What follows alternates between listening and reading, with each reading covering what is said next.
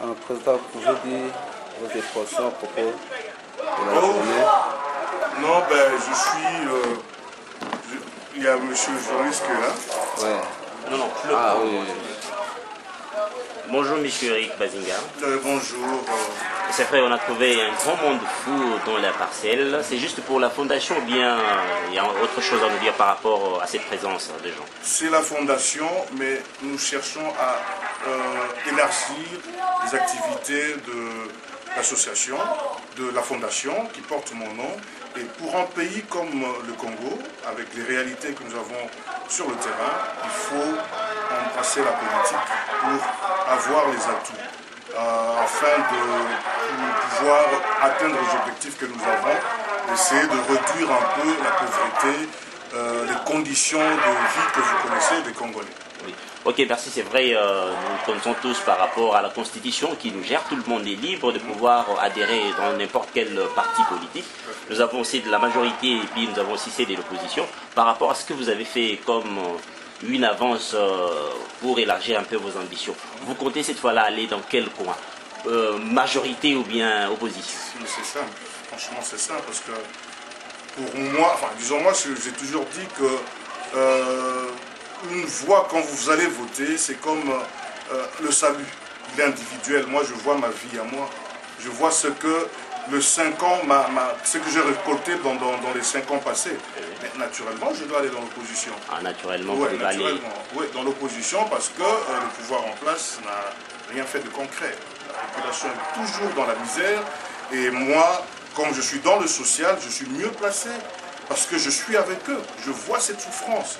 Et naturellement, je ne peux pas être avec eux. Je suis dans l'opposition. Aller dans l'opposition pour le moment est plus réelle. C'est pour dire que non, on doit compter plusieurs partis politiques. Et des fois, jusque-là, pour certains partis politiques, les violons ne s'accordent pas. Okay. Alors, c'est dans quel parti vous rêvez faire votre adhésion? Pour commencer, ce n'était pas ma décision. Parce que moi, j'ai une base, je suis proche de ma base. Ce sont eux qui ont pris cette décision. C'est-à-dire, la preuve en est que nous sommes allés à la dernière minute. Le parti... les activités des partis sont là depuis tous ces temps. Nous sommes allés à la dernière minute parce qu'on a pris un temps de réflexion. On a sillonné tous les partis, du nord au sud, est, ouest. Et franchement, le seul parti que je trouvais qui pourra peut-être trouver une solution, c'est l'UNC de Vital Kamerhe. Alors vous avez accepté de faire le mariage, en fait accéder dans ces partis de Vital Kamerhe. Qu'est-ce que vous trouvez un peu de points positifs dans ces partis par rapport à bien d'autres partis politiques, bien quand même c'est un parti de l'opposition? La personne de Vital Kamerhe. C'est-à-dire? Le leadership. Les leaderships. C'est un grand leader, il a une vision. Parce que franchement, c'est des discours politiques qu'on écoute à la télévision. Ils n'ont que des discours politiques. Et pourtant le peuple qui a faim n'a pas besoin de ces discours politiques. Le peuple veut savoir qu'est-ce que tu feras pour moi demain. J'ai un jeune qui est ici. J'ai un jeune qui est ici, qui a 26 ans, qui a terminé l'humanité avec brio. Il est là, il ne sait pas ce qu'il deviendra. Un bel homme. Alors, moi je pense que Vital Kamerhe a le message qu'il faut. C'est-à-dire, quand il a un discours qu'on veut écouter, parce que je vous donnerai un exemple de la théorie de la locomotive. Donc c'est un monsieur qui ne s'arrête pas seulement à vous dire, à critiquer ou à donner des promesses, mais il donne aussi des solutions. C'est-à-dire que c'est un visionnaire. Et il a même dit qu'il va faire du Congo ce que Lula a fait du Brésil. Ça, c'est une vision.